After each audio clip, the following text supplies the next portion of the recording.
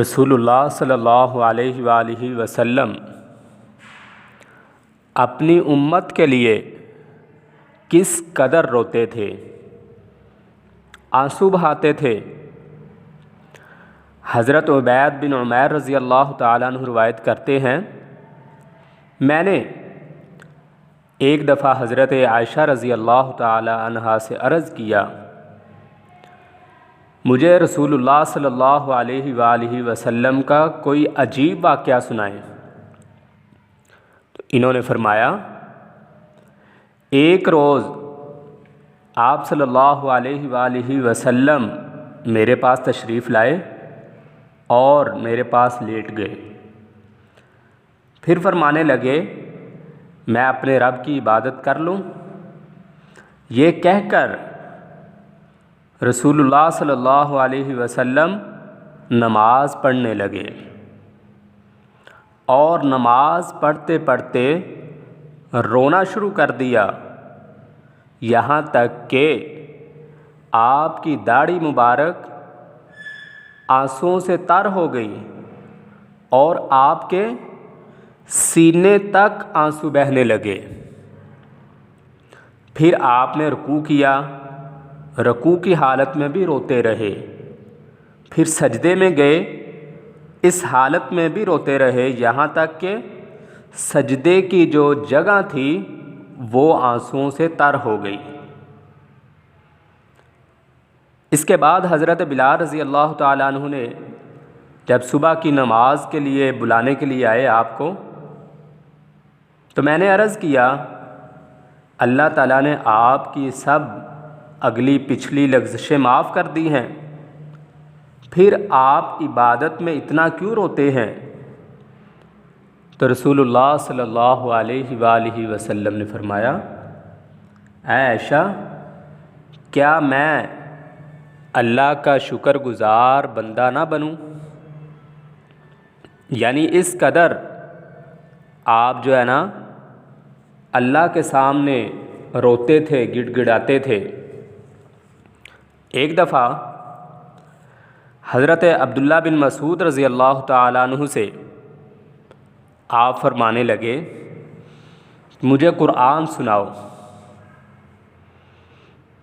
تو حضرت عبداللہ بن مسعود رضی اللہ تعالیٰ عنہ فرماتے ہیں، میں نے کہا، میں آپ صلی اللہ علیہ وسلم کے سننے کے لیے قرآن پڑھوں، حالانکہ آپ پر تو قرآن نازل ہوا ہے۔ تو آپ نے فرمایا، مجھے یہ پسند ہے کہ میں دوسرے سے قرآن سنوں۔ اللہ اکبر۔ حضرت عبداللہ بن مسعود رضی اللہ تعالیٰ عنہ کہتے ہیں، میں نے سورہ نساء جب اس کی تلاوت شروع کی اور اس آیت پر پہنچا، فَكَيْفَ إِذَا جِئْنَا مِن كُلِّ أُمَّةٍ بِشَهِيدٍ وَجِئْنَا بِكَ عَلَىٰ هَٰؤُلَاءِ شَهِيدًا۔ تو آپ صلی اللہ علیہ وسلم نے فرمایا کہ بس کافی ہے۔ اور حضرت عبداللہ بن مسعود رضی اللہ تعالیٰ عنہ فرماتے ہیں، میں نے جب آپ کی طرف دیکھا تو آپ کی دونوں آنکھوں سے آنسو جاری تھے، یعنی آپ تلاوت کو سن کر آپ رو رہے تھے۔ اور اسی طرح ابتداء اسلام میں جو شخص مسلمان ہوتا تھا تو وہ اپنے اسلام کو چھپائے رکھتا تھا۔ جب مسلمانوں کی تعداد 40 کے قریب ہو گئی تو حضرت ابو بکر صدیق رضی اللہ تعالیٰ عنہ نے آپ سے درخواست کی کہ مجھے اعلانیہ تبلیغ کی اجازت دے دی جائے۔ تو آپ کو اجازت مل گئی۔ ایک دن حضرت ابو بکر صدیق رضی اللہ تعالیٰ عنہ مسجد حرام میں اپنے چند ساتھیوں کو واعظ کرنے لگے تو کفار ہر طرف سے مسلمانوں پر ٹوٹ پڑے، یعنی یہ دیکھ کر، اور حضرت ابو بکر صدیق رضی اللہ تعالیٰ عنہ کو اس قدر مارا آپ لہو لہان ہو گئے اور آپ بے ہوش ہو کر گر پڑے۔ جب آپ کے قبیلے والوں کو خبر پہنچی تو وہ آئے اور آپ کو اٹھا کر لے گئے۔ شام کو جب حضرت ابو بکر صدیق رضی اللہ تعالیٰ عنہ کو ہوش آیا تو سب سے پہلے آپ نے کیا کہا کہ حضور کا کیا حال ہے؟ میں جب تک ان سے نہ مل لوں کچھ کھاؤں پیوں گا نہیں۔ اور جب آپ کی والدہ آپ کو لے کر حضور علیہ الصلاۃ والسلام کے پاس پہنچی تو حضرت ابو بکر حضور علیہ الصلاۃ والسلام کے سے لپٹ گئے اور آپ ان کے ساتھ لپٹ کر رونے لگے تو رسول اللہ صلی اللہ علیہ وآلہ وسلم کی آنکھوں میں بھی آنسو آ گئے، آپ بھی رونے لگے۔ اور اس کے بعد آپ صلی اللہ علیہ وسلم نے حضرت ابو بکر صدیق کی والدہ کو اسلام کی دعوت دی تو وہ بھی فوراً مسلمان ہو گئی۔ یعنی دیکھیے، امت کے لیے حضور علیہ الصلاۃ والسلام رو بھی رہے ہیں، آنسو بھی بہا رہے ہیں، لیکن ہم دیکھیں ہماری کیا حالت ہے، ہم نے کیا کیا ہے، ہم کس قدر اپنے نبی کے ساتھ وفاداری کر رہے ہیں، یہ ہمیں سوچنا چاہیے۔ حضرت عبداللہ بن عمر رضی اللہ تعالیٰ عنہ بیان کرتے ہیں نبی اکرم صلی اللہ علیہ وآلہ وسلم نے یہ آیت تلاوت فرمائی، رب انہن اضللن کثیرا من الناس فمن تبعنی فانہ منی ومن عصانی فانک غفور الرحیم۔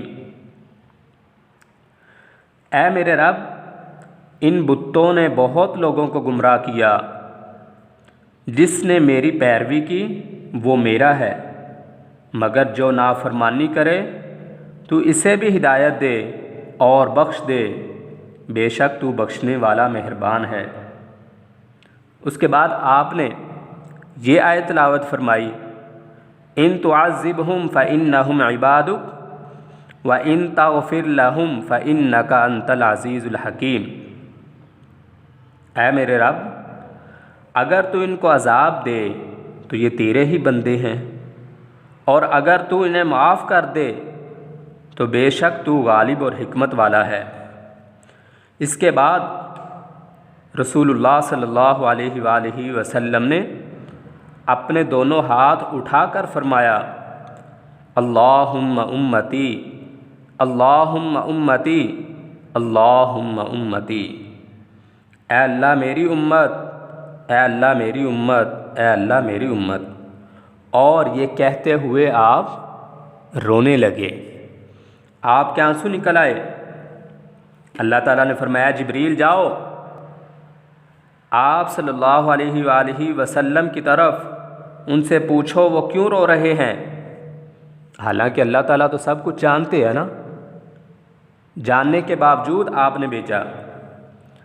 تو حضرت جبریل علیہ الصلاۃ والسلام آپ کے پاس آئے اور جو کچھ آپ صلی اللہ علیہ وسلم نے امت کے بارے میں فرمایا، جبرائیل علیہ الصلاۃ والسلام نے اللہ تعالیٰ سے عرض کر دیا۔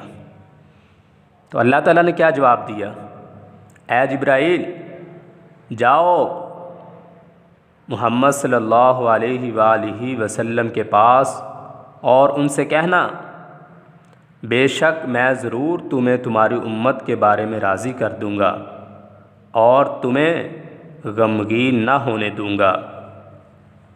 یعنی حضور اپنی امت کے لیے کس قدر پریشان ہوتے تھے، کس قدر روتے تھے۔ آج ہمیں بھی چاہیے ہم اپنے ہر عمل کو، اپنے ہر کام کو اس طرح کریں جس طرح ہمارے نبی صلی اللہ علیہ وآلہ وسلم نے کیا ہو اور صحابہ اکرام نے ہم تک پہنچایا ہو، ہمیں اسی طرح اپنی زندگی کو گزارنا چاہیے۔ اگر اس طرح ہم اپنی زندگی گزاریں گے، یقیناً دنیا کے اندر بھی ہم کامیاب ہوں گے اور آخرت کے اندر بھی ہم کامیاب ہوں گے۔ اللہ رب العزت ہمیں صحیح معنوں میں آپ علیہ الصلاۃ والسلام کی محبت نصیب فرمائے اور اسی پر ہمارا خاتمہ فرمائے۔ وما علینا الا البلاغ۔